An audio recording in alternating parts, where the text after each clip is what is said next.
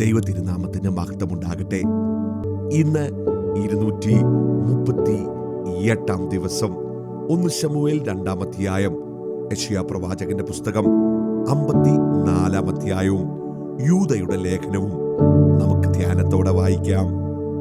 1 ശമൂവേൽ 2 അധ്യായം. അനന്തരം ഹന്ന പ്രാർത്ഥിച്ചു പറഞ്ഞതെന്തെന്നാൽ, എന്റെ ഹൃദയം യഹോവയിൽ ആനന്ദിക്കുന്നു, എന്റെ കൊമ്പ് യഹോവയാൽ ഉയർന്നിരിക്കുന്നു. എന്റെ വായ് ശത്രുക്കളുടെ നേരെ വിശാലമാകുന്നു. നിന്റെ രക്ഷയിൽ ഞാൻ സന്തോഷിക്കുന്നു.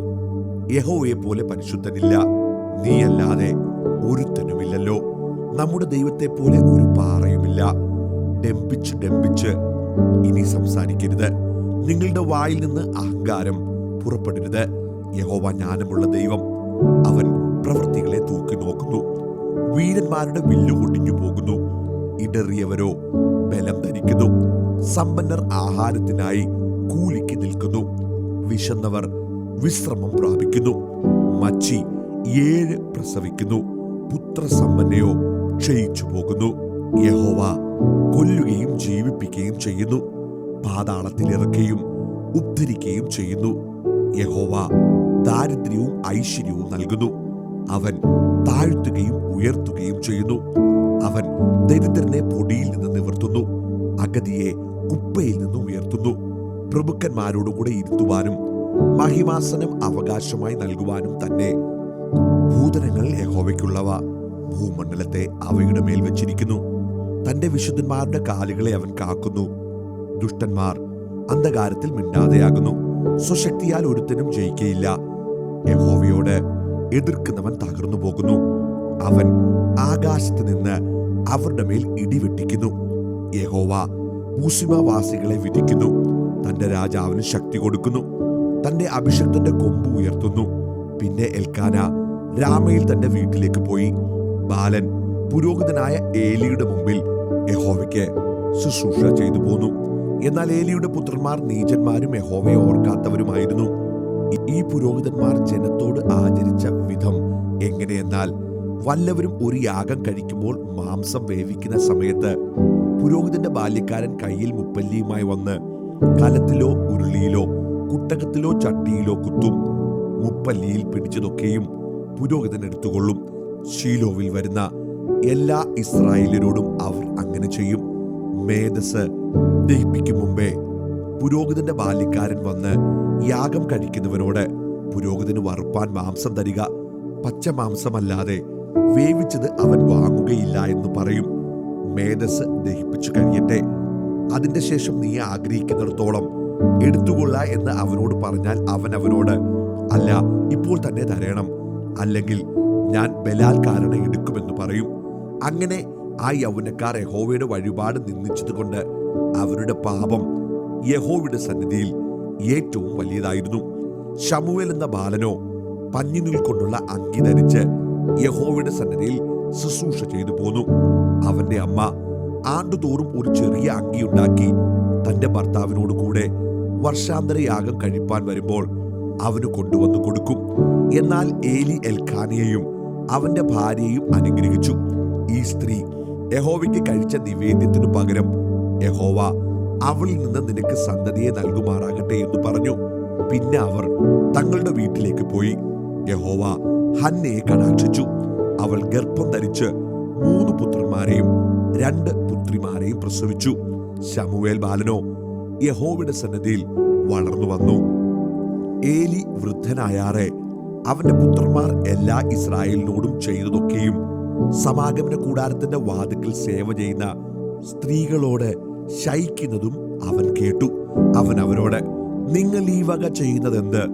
നിങ്ങളുടെ ദുഷ്പ്രവൃത്തികളെ കുറിച്ച് ഈ ജനമൊക്കെയും പറഞ്ഞ് ഞാൻ കേൾക്കുന്നു. അങ്ങനെ അരുത്. എന്റെ മക്കളെ, യഹോവയുടെ ജനം നിങ്ങളെക്കുറിച്ച് പരത്തുന്നതായി ഞാൻ കേൾക്കുന്ന കേൾവി നന്നല്ല. മനുഷ്യൻ മനുഷ്യനോട് പാപം ചെയ്താൽ അവനു വേണ്ടി ദൈവത്തോട് അപേക്ഷിക്കാം. മനുഷ്യൻ യഹോവയോട് പാപം ചെയ്താലോ അവനു വേണ്ടി ആർ അപേക്ഷിക്കുമെന്ന് പറഞ്ഞു. എങ്കിലും അവരെ കൊല്ലുവാൻ യഹോവ നിശ്ചയിച്ചതുകൊണ്ട് അവർ അപ്പന്റെ വാക്ക് കൂട്ടാക്കിയില്ല. ശമൂവേൽ ബാലനോ വളരും തോറും യഹോവയ്ക്കും മനുഷ്യർക്കും പ്രീതിയുള്ളവനായി വളർന്നു.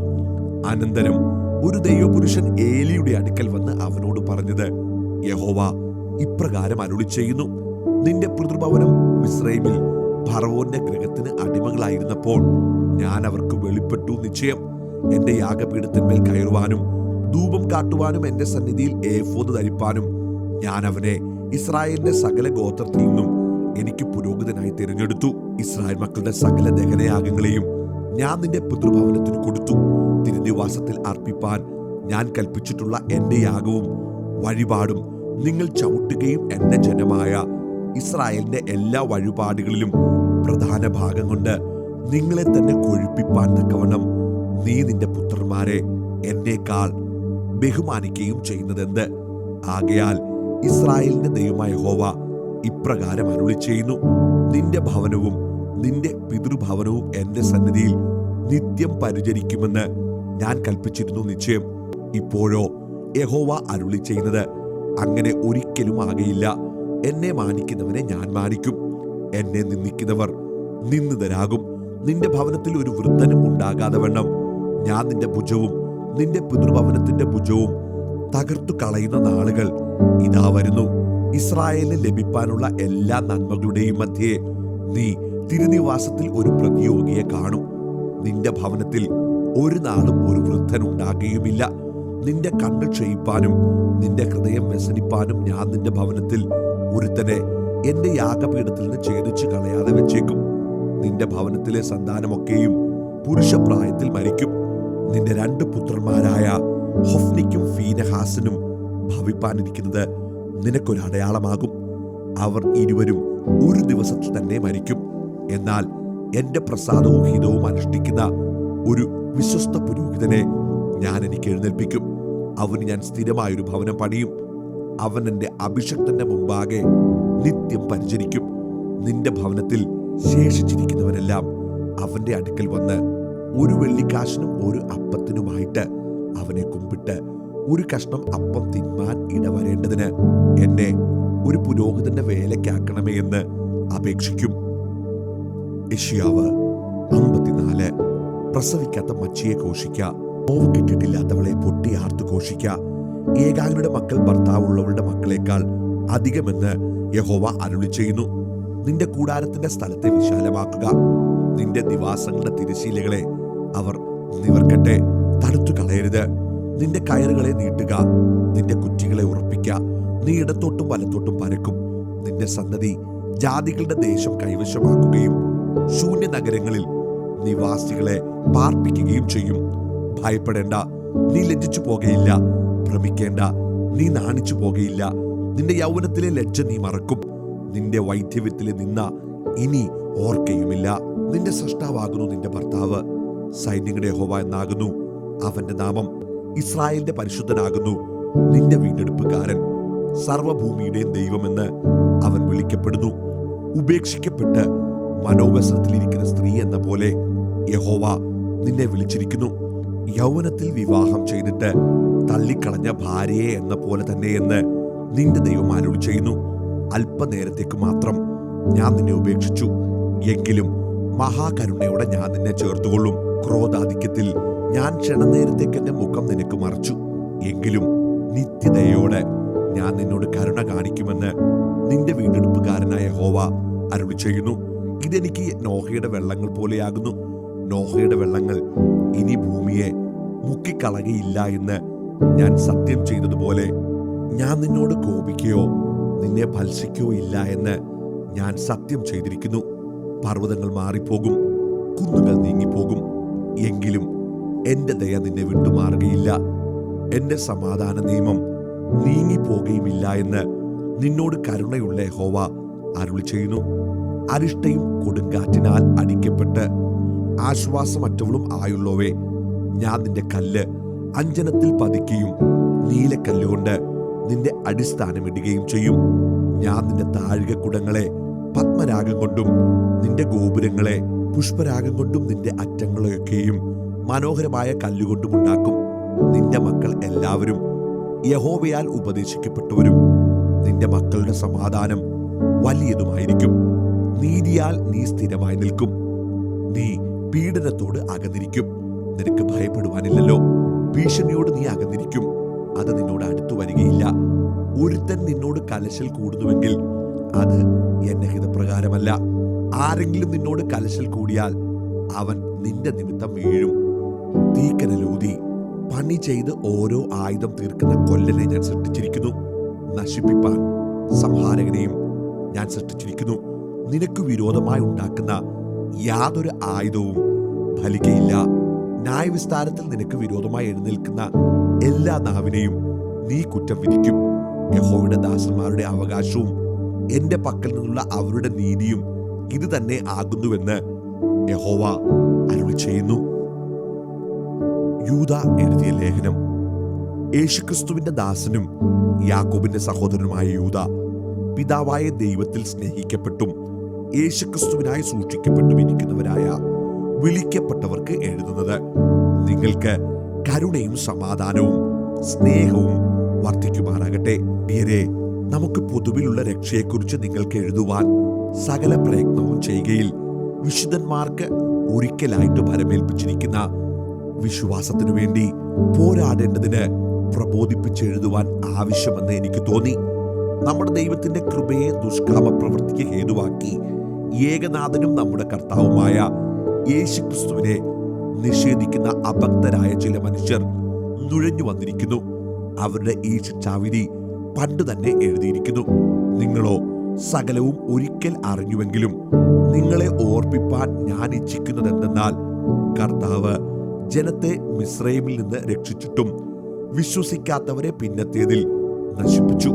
തങ്ങളുടെ വാഴ്ച കാത്തുകൊള്ളാതെ സ്വന്തം വാസസ്ഥലം വിട്ടുപോയ ദൂതന്മാരെ മഹാദിവസത്തിന്റെ വിധിക്കായി എന്നേക്കുമുള്ള ചങ്ങലയിട്ട് അന്ധകാരത്തിന് കീഴിൽ സൂക്ഷിച്ചിരിക്കുന്നു.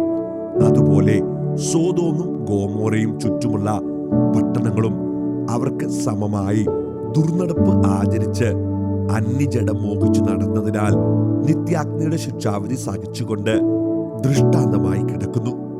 അങ്ങനെ തന്നെ ഇവരും സ്വപ്നാവസ്ഥയിലായി ജഡത്തെ മലിനമാക്കുകയും കർത്തൃത്വത്തെ തുച്ഛീകരിക്കുകയും മഹിമകളെ ദുഷിക്കുകയും ചെയ്യുന്നു. എന്നാൽ പ്രധാന ദൂതനായ മീഖായേൽ മോശയുടെ ശരീരത്തെക്കുറിച്ച് പിശാചിനോട് തർക്കിച്ചു വാദിക്കുമ്പോൾ ഒരു ദൂഷണവിധി ഉച്ചരിപ്പാൻ തുനിയാതെ കർത്താവ് നിന്നെ ഭത്സിക്കട്ടെ എന്ന് പറഞ്ഞതേയുള്ളൂ. ഇവരോ തങ്ങൾ അറിയാത്തതെല്ലാം ദുഷിക്കുന്നു. ബുദ്ധിയില്ലാത്ത മൃഗങ്ങളെ പോലെ സ്വാഭാവികമായി ഗ്രഹിക്കുന്നവയാൽ ഒക്കെയും തങ്ങളെ തന്നെ വഷളാക്കുന്നു. അവർക്കോ അയ്യോ കഷ്ടം! അവർ കയ്യിന്റെ വഴിയിൽ നടക്കുകയും കൂലി കൊതിച്ച് ബിലിയാമിന്റെ വഞ്ചനയിൽ തങ്ങളെ തന്നെ ഏൽപ്പിക്കുകയും കോരഹിന്റെ മത്സരത്തിൽ നശിച്ചു പോവുകയും ചെയ്യുന്നു. ഇവർ നിങ്ങളുടെ സ്നേഹസദ്യതകളിൽ മറഞ്ഞു കിടക്കുന്ന പാറകൾ, നിങ്ങളോടുകൂടെ വിരുന്നു കഴിഞ്ഞ് ഭയം കൂടാതെ നിങ്ങളെ തന്നെ തീറ്റുന്നവർ, കാറ്റുകൊണ്ടോടുന്ന വെള്ളമില്ലാത്ത മേഘങ്ങൾ, ഇലകൊഴിഞ്ഞും ബലമില്ലാതെയും രണ്ടുരു ചത്തും വേരറ്റുപോയ വൃക്ഷങ്ങൾ, തങ്ങളുടെ നാണക്കേട് നുരച്ചു തള്ളുന്ന കൊടിയ കടൽത്തിരകൾ, സദാകാലത്തേക്കും അന്ധതമസ് സൂക്ഷിച്ചു വച്ചിരിക്കുന്ന വക്രഗതിയുള്ള നക്ഷത്രങ്ങൾ തന്നെ.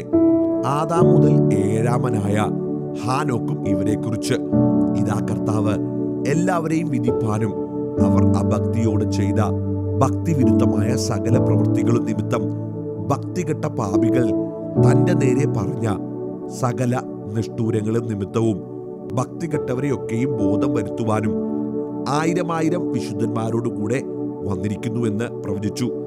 അവർ പിറുപിറുപ്പുകാരും തങ്ങളുടെ ഗതിയെക്കുറിച്ച് ആവലാതി പറയുന്നവരുമായി സ്വന്തം മോഹങ്ങളെ അനുസരിച്ച് നടക്കുന്നു. അവരുടെ വായ വമ്പു പറയുന്നു. കാര്യസാധ്യത്തിനായി അവർ മുഖസ്തുതി പ്രയോഗിക്കുന്നു.